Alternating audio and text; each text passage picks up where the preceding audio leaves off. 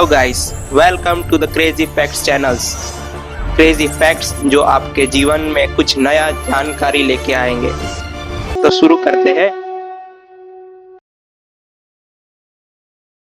गणपति बाप्पा मोरिया।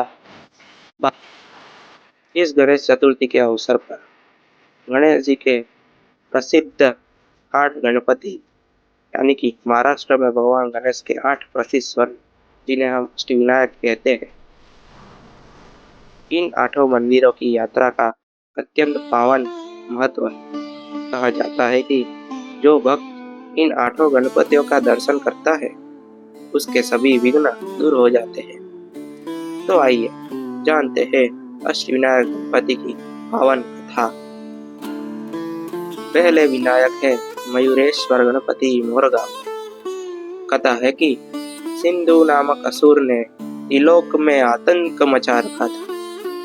देवताओं ने गणेश जी की प्रार्थना की और उन्हें इस दैत्य को नाश करने के लिए तब गणेश जी ने मयूर वाहन पर बैठकर इस असुर का संहार किया और उसका वध कर दिया। इसीलिए इन्हें मयूरेश्वर कहा जाता है।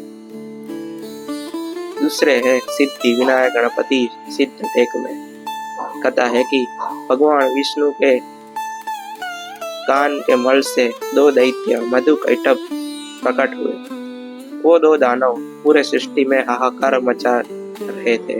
तब भगवान विष्णु ने उनका वध करने के लिए सिद्धटेक के पहाड़ पर भगवान गणेश की तपस्या की। भगवान गणेश ने उन्हें आशीर्वाद दिए और उन्हें सिद्धियां प्रदान की। उन सिद्धियों से भगवान विष्णु ने उन 2 दैत्यों का संहार किया और उनका वध कर दिया। तभी से इस जगह पर भगवान गणेश सिद्धि विनायक नाम से प्रसिद्ध हो गए। तीसरे है बल्लालेश्वर गणपति पाली में। यह गणपति भक्त के नाम से जाने जाते हैं। कथा है कि बल्लाल नामक बालक गणेश के बड़े भक्त थे।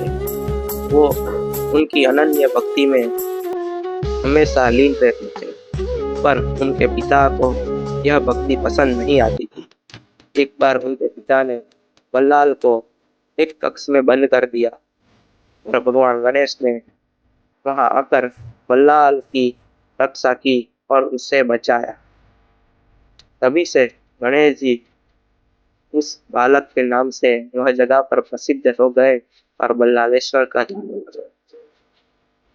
चौथे है वरद विनायक गणपति में।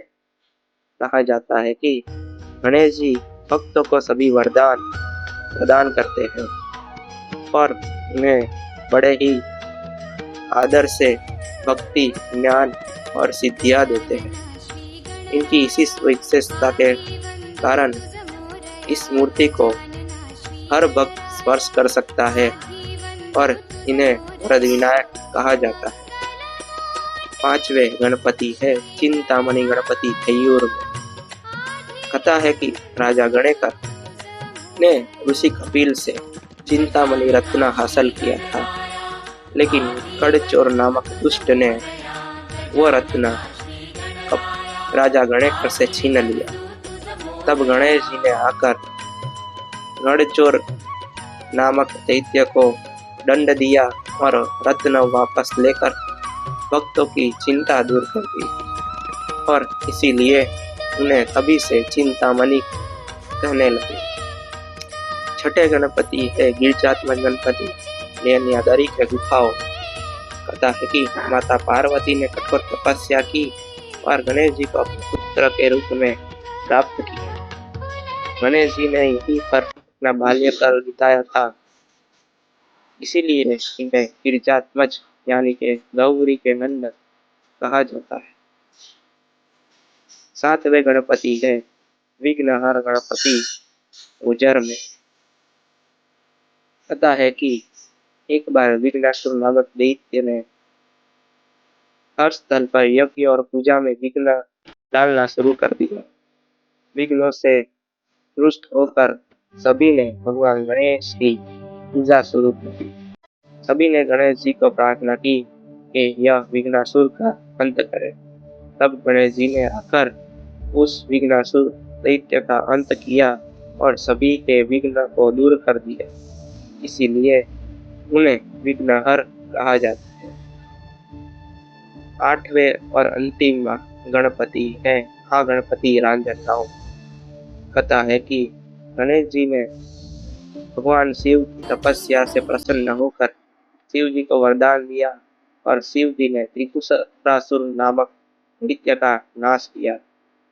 वही त्रिपुरासुर जिसने पूरे सृष्टि में हाहाकार मचा दिया था, सभी देवताओं को बंदी बनाकर पराजित कर दिया था। पर भगवान शिव ने भगवान गणपति के आशीर्वाद से त्रिपुरासुर राक्षस का संहार कर उसे का वध कर दिया था।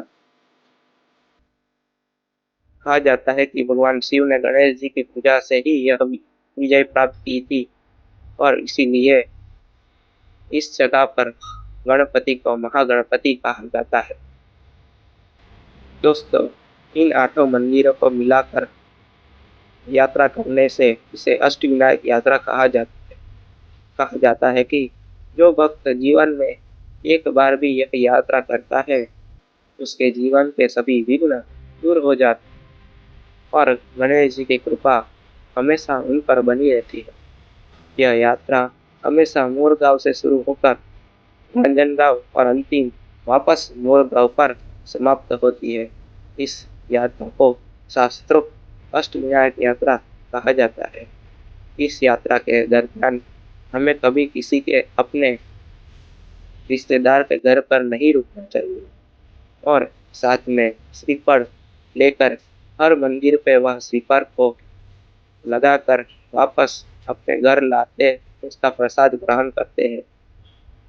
दोस्तों, अगर आपको यह अष्टविनायक गणपति की कथा पसंद आई हो तो यह सीरीज मैं आपके लिए लाने वाला हूँ।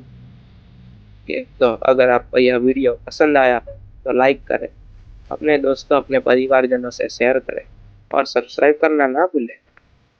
तो जोर से बोलो गणपति बाप्पा मोरया, मंगल मूर्ति मोरया। धन्यवाद।